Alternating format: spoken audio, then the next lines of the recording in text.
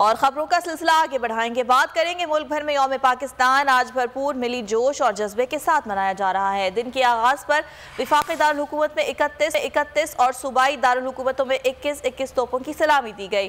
पाक फौज के चाको चौबंद दस्ते ने तोपों की सलामी दी।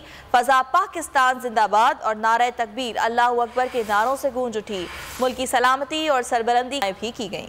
23 मार्च 1940 को बरे सग़ीर पाक हिंद के मुसलमानों के लिए अहम दिन। मंटू पार्क लाहौर में ऑल इंडिया मुस्लिम लीग के सालाना इजलास में मुसलमानों के लिए अलग अलग करारदाद पेश की गई, जिसे करारदाद लाहौर का नाम दिया गया।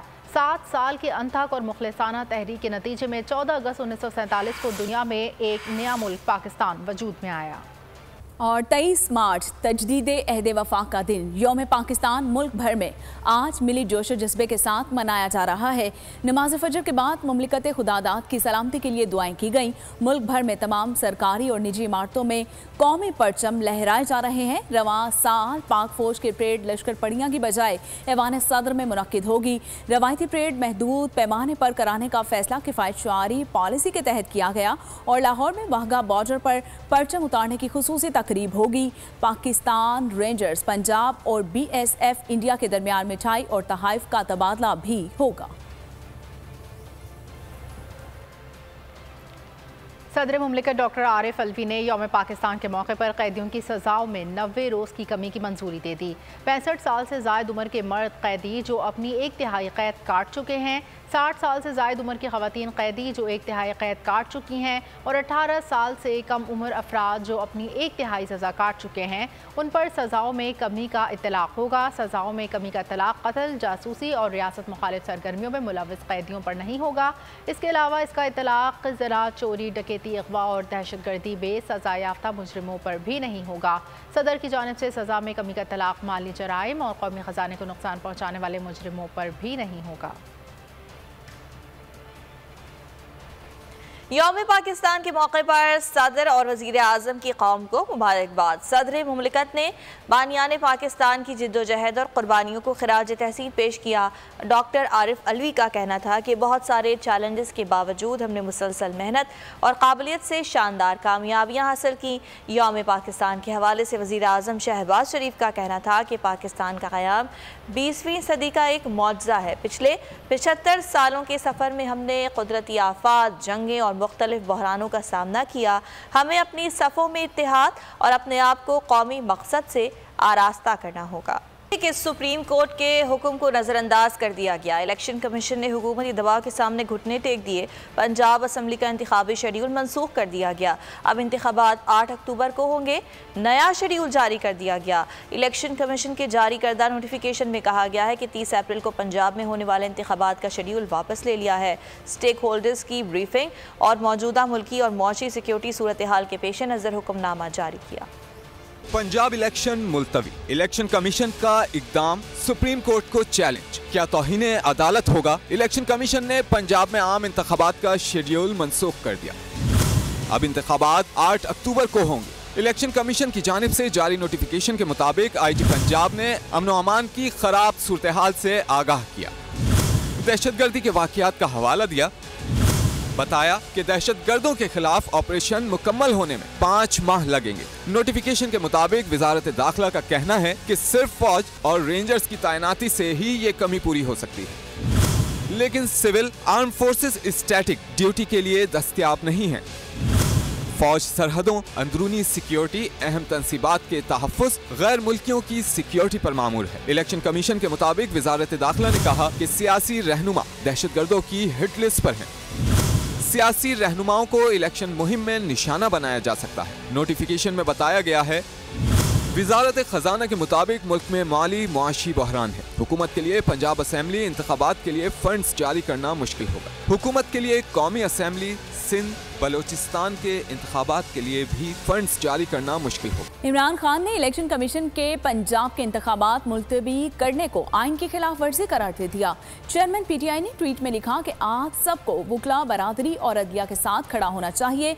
आज हर एक को वकला बरादरी और अदलिया के साथ इस उम्मीद के साथ खड़ा होना चाहिए कि वो आइन की हिफाजत करेंगे, क्योंकि अगर आज ये मान लिया जाए तो ये पाकिस्तान में कानून की हुक्मरानी का खात्मा है। इमरान खान ने लिखा कि हमने अपनी 200 सूबाई असम्बलियों को इस उम्मीद के साथ तहलील कर दिया कि इंतखाबात 90 दिनों में होंगे, जैसा कि हमारे आइन में भी वाज़ेह तौर पर कहा गया है। हमने ये कार्रवाई आइन और कानून की खिलाफ वर्जी करते हुए फाशिस्टों के एक ग्रुप को दहशत गर्दी का राज मुसल्लत करने की इजाजत देने के लिए नहीं की। पंजाब और खैबर पख्तूनख्वा में इंतखाबात का मामला। मुनीर अहमद की तरफ से अजहर सिद्दीक एडवोकेट ने इलेक्शन कमीशन को 22 मार्च का फैसला वापस लेने के लिए मरासला लिख दिया। खत में मौक़िफ़ इख्तियार किया गया है कि फैसला आइन और कानून की खिलाफ वर्जी और तौहीन अदालत है। इलेक्शन कमीशन ने अपने इख्तियारात से तजावुज करते हुए आइन को रोन डाला। लाहौर हाई कोर्ट में कहते थे कि इलेक्शन की डेट इलेक्शन कमीशन नहीं दे सकता। सुप्रीम कोर्ट में भी ये कहा। चीफ सेक्रेटरी और inspector general of police Lahore high court में पेश हुए। उन्होंने कहा जो इलेक्शन कमीशन कहेगा करवा देंगे हम। अब ये क्या गारंटी है कि 8 अक्टूबर को मुल्क में हालात ठीक होंगे, इकॉनमी ठीक हो जाएगी, लॉ एंड ऑर्डर ठीक हो जाएगा? ये ढकोसले हैं। और ये जो आज इलेक्शन कमीशन ने इलेक्शन शेड्यूल आगे ले गए हैं, ये लाहौर हाई कोर्ट के फैसले की भी तौहीन है और सुप्रीम कोर्ट के फैसले की भी तौहीन है। इलेक्शन कमीशन को एक खत लिखा जा रहा है, मरासला दिया जा रहा है कि आप फौरी तौर पर अपना ये फैसला वापस लें। इलेक्शन कमीशन का काम इलेक्शन कराना है। अगर वो इलेक्शन नहीं करा सकता तो फिर मुल्क की पैसे का खजाने पे बोझ तो ये बनना ही बनना है। और इलेक्शन कमीशन ने आज पाकिस्तान को सरजमीने बेआइन बना दिया। लंदन की फरमाइश पर इलेक्शन मुलतवी किया गया। रहनुमा PTI बाबर आवान का कहना है इलेक्शन कमीशन अवाम को जवाब दे कि कैसे इलेक्शन में तोसी की गई। इलेक्शन कमीशन ऑफ पाकिस्तान ने पाकिस्तान को सरजमीने बेआइन बना दिया। उनके जो सहूलतकार थे वो कह रहे थे और जो फरमाइश आ रही थी लंदन प्लान वाले बाप बेटी की के कर दिया। इलेक्शन कमीशन ने अपने फैसले के आखिरी पैराग्राफ में लिखा है कि आइन का आर्टिकल 218(3) वो हमें इख्तियार देता है कि हम इलेक्शन मुलतवी करें। इलेक्शन कमीशन पढ़ के सुनाओ कौम को, कहाँ लिखा हुआ है कि इलेक्शन कमीशन 218(3) के तहत इलेक्शन को 90 दिन से आगे लेके जा सकता है। इलेक्शन कमीशन कौम को जवाब दो, कहाँ लिखा हुआ है आइन में कि इलेक्शन कमीशन जो 90 दिन के लिए हुकूमत आई है निगरान पंजाब के अंदर उसको एक्सटेंशन दे सकता है और एक्सटेंशन दे के उसको अक्टूबर तक ले जा सकता है। कोई 91 दिन भी नहीं बैठ सकती। इलेक्शन कमीशन आप कौम को जवाब दे। एक तरफ तो इमरान खान के आने पे भी 12,000 की फोर्स लगाई जा सकती है इस्लामाबाद के अंदर और 20,000 लोग लगाए जा सकते हैं जमान पार्क के अंदर। वो कौन से हालात हैं जिनमें आपके पास सिक्योरिटी कोई नहीं है? इनके आर्टिकल 6 के मुल्ज़िम है वो सारे जो इनको सपोर्ट करेंगे। आइन को हम नहीं तोड़ने देंगे, सबूताज करने वालों को कटारेंगे। सुप्रीम कोर्ट के मंसूर अली शाह साहब जस्टिस एक ऑर्डर पास किया उनकी बेंच और उस ऑर्डर के अंदर उन्होंने बड़ा क्लियर बता दिया कि जी बरियत की जो दरखास्तें हैं वो कब कब लगेंगी।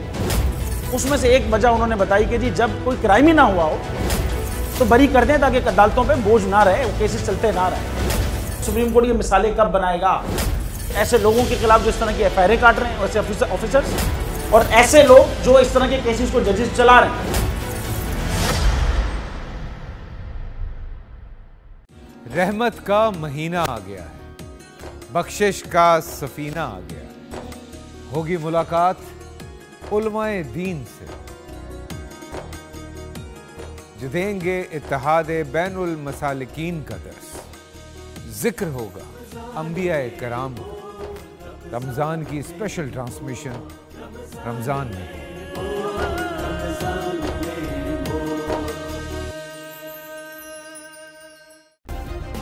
सब्सक्राइब करें और बेल दबाएं ताकि कोई खबर रह न जाए।